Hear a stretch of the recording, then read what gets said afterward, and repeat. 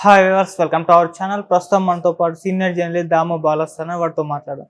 నమస్కారం సార్. నమస్తే sir, Bengaluru rave పార్టీకి సంబంధించిన ఎఫ్ఐఆర్ని రిలీజ్ చేశారు. అలాగే నటి హేమ ట్రావెల్ చేసిన ఫ్లైట్ టికెట్ని కూడా రిలీజ్ చేశారంట కదా.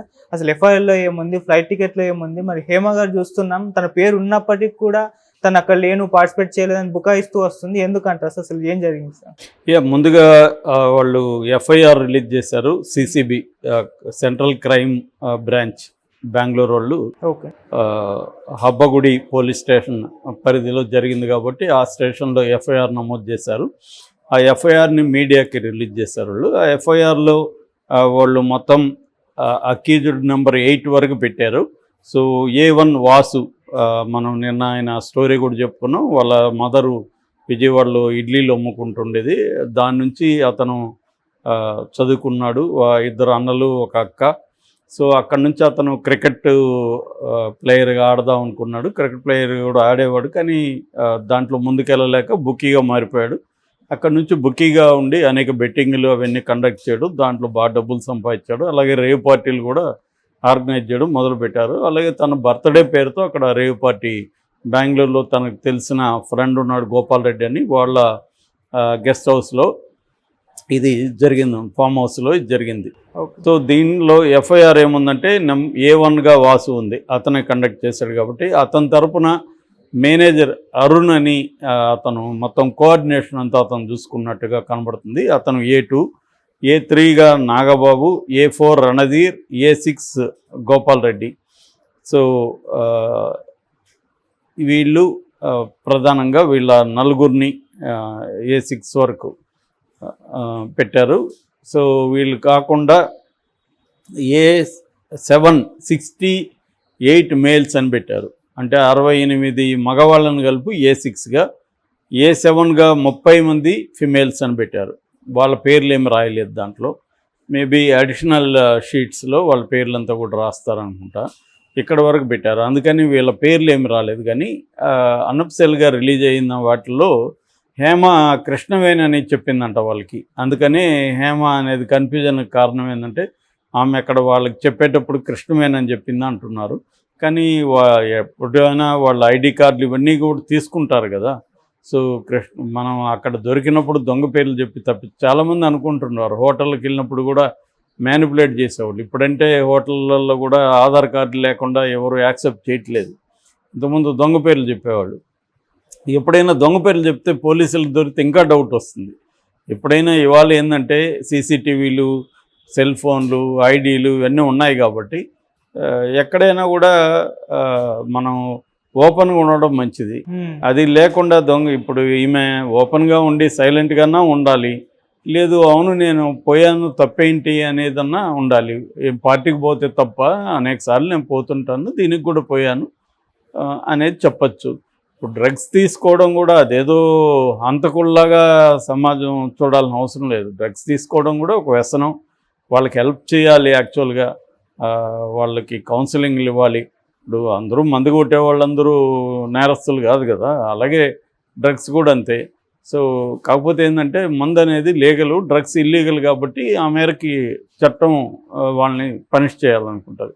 చట్టంలో కూడా నేను నిన్న కూడా చెప్పాను, చట్టం కూడా డ్రగ్స్ అమ్మే వాళ్ళ మీద రెగరస్గా ఉంటుంది తప్ప తీసుకునే వాళ్ళ మీద విక్టిమ్స్గా కూడా వాళ్ళని కన్సిడర్ చేసి వాళ్ళకి కౌన్సిలింగ్, రిహాబిలిటేషన్ చేయాలనేది కూడా చట్టం చెప్తుంది.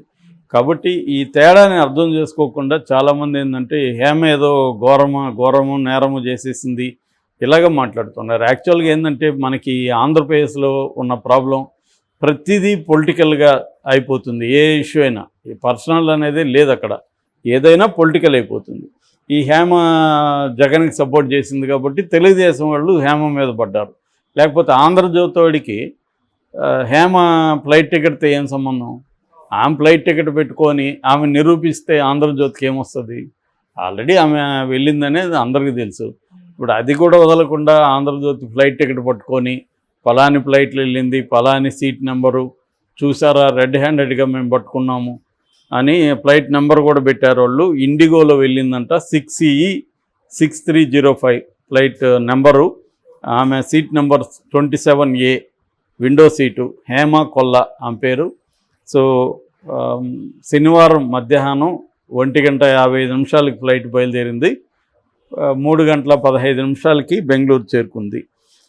ఆమెతో పాటు కాంతి, రాజశేఖర్ వీళ్ళిద్దరు కూడా వెళ్ళారు. ఇది ఆంధ్రజ్యోతి కనిపెట్టిన సంపాదించాము అని ఏదో పెద్ద ఇన్వెస్టిగేటివ్ జర్నలిజం లాగా రాసుకున్నారు.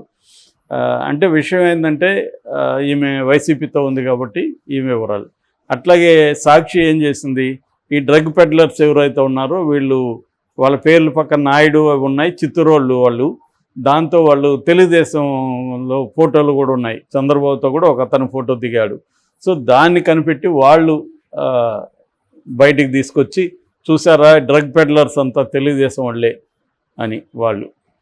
ఇక్కడ ఏంటంటే ప్రతి ఒక్కరికి ఎవరితోనో సంబంధాలు ఉంటాయి, లేదా ఫోటో అడిగినప్పుడు తీసుకుంటారు. ఇప్పుడు చంద్రబాబు ఎక్కడికి వెళ్తాడు, అక్కడ ఉన్న చాలామంది వచ్చి ఫోటోలు తీసుకుంటారు. ఆ మధ్యన పెళ్ళికి పోయింటే చంద్రబాబు వచ్చాడు, దాదాపు ఒక 1 అవర్ ఆయన ఫోటోలకి కేటాయించాడు. అక్కడ ఉన్న వాళ్ళందరూ ఫోటోలు తీసుకున్నారు. వాళ్ళల్లో క్రిమినల్స్ ఎవరు ఉంటారో, హంతకులు ఎవరు ఉంటారో, డ్రగ్ బ్యాచ్ ఎవరు ఉంటారో ఆయనకేం తెలుస్తుంది. సో ఇలాగా దీన్నంతా సాక్షి ఇలాగ ప్రతి దాన్ని ఏ విషయాన్ని ఈ 2 బ్యాచ్లు వదలరు, ఇటు వైసీపీ ఇటు టీడీపీ ఇద్దరికిద్దరే.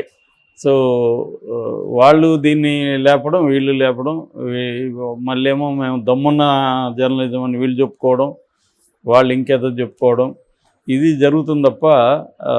అలాగే హేమను కూడా ఇప్పుడు అమ్మాయి వెళ్ళింది, పార్టిసిపేట్ చేసింది, డ్రగ్స్ కూడా తీసుకుందని పాజిటివ్ రిపోర్ట్ వచ్చింది. అమ్మాయి చేసిన తప్పేందంటే నేను దొరకలేదు, నేను వేరే హైదరాబాద్లో ఉన్నానని అనవసరమైన పిచ్చి ఇది పెట్టింది. దానివల్ల అందరికి కూడా ఇది ఆమె దొరికేసింది అని ఏదో చాలా గ్రేట్ లాగా మనం ఆమెను పట్టుకునేసాము అన్న ఇది చూపిస్తున్నారు తప్ప దీంట్లో బోల్డ్ మంది ఉన్నారుగా, ఆమె ఒకటే కాదు కదా. మొత్తం 86 మందికి పాజిటివ్ వచ్చింది, 86 మంది ఉన్నారు. సో అషీరాయ్ అనే ఇంకొక ఆర్టిస్ట్ కూడా ఉంది, కన్నడ ఆర్టిస్ట్. ఆమె తెలుగులో కూడా చేసినట్టుంది చిన్న క్యారెక్టర్లు.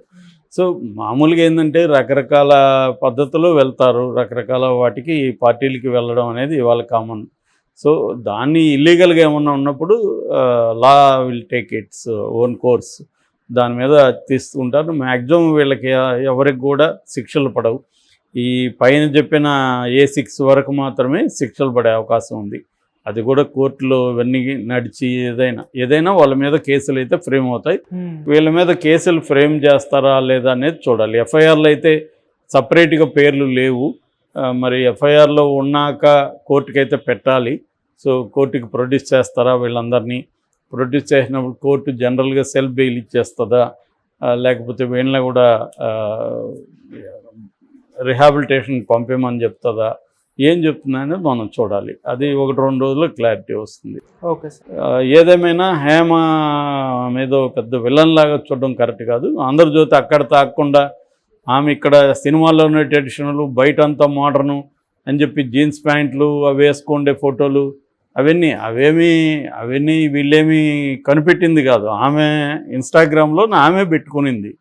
ఆమె ఇప్పుడు లండన్ వెళ్తారు, అక్కడేదో జీన్స్ వేసుకొని కొద్దిగా మోడర్న్ డ్రెస్ వేసుకుంటారు. దానేదో వీళ్ళు కనిపెట్టినట్టుగా ఆమె వాళ్ళ కూతురు ఫోటోలు ఇషా అని ఇవన్నీ ఆంధ్రజ్యోతి బయట పెట్టాల్సిన అవసరం ఉంది. సో ఆమె పెట్టుకునింది, ఆమె టూర్ పోయినప్పుడు తన మోడర్న్గా ఉన్నవి పెట్టుకునింది. సో అందరూ ఇక్కడ చాలామంది ట్రెడిషనల్గా ఉండేవాళ్ళు కూడా విదేశాలకు వెళ్ళినప్పుడు స్త్రీలు వాళ్ళు కూడా జీన్స్లు వేసుకుంటారు, వాళ్ళు కూడా మోడర్న్ డ్రెస్సులు వేసుకుంటారు. అక్కడ పరిస్థితులను బట్టి చాలామంది వేసుకుంటారు, ఉండదు జర్నీలో కంఫర్టబుల్గా ఉంటుందని కూడా వేసుకుంటారు. సో దాన్నంతా ఇక్కడ పెట్టి చేయడం అనేది అంటే ఇదంతా ఏంటంటే తెలుగుదేశం వైసీపీని బదనాం చేయాలి. సో ఆల్రెడీ జగన్తో కూడా ఈమె దిగిన ఫోటోని వాళ్ళు వైరల్ చేస్తున్నారు. సో వైసీపీలో బ్యాచ్ చూడు, డ్రగ్స్లో అన్న రేవ్ పార్టీలో వీళ్ళే ఉంటారు అని వాళ్ళేమో అసలు రేవ్ పార్టీ కండక్ట్ చేసిందే తెలుగుదేశం వాళ్ళు, డ్రగ్స్ సప్లై చేసిందే తెలుగుదేశం వాళ్ళేమో వైసీపీ చూస్తుంది. ఇలాగా 2 వైపుల నుంచి కూడా ఈ రేవ్ పార్టీ ఇష్యూని ఉపయోగించుకుంటుంది. అంటే మనకి ఆంధ్రప్రదేశ్లో ఏంటంటే ఏది జరిగినా 2 పార్టీలు తమకు అనుకూలంగా దాన్ని వాడుకోవడానికి ట్రై చేస్తాయి. అవును sir. Okay, thank you so much.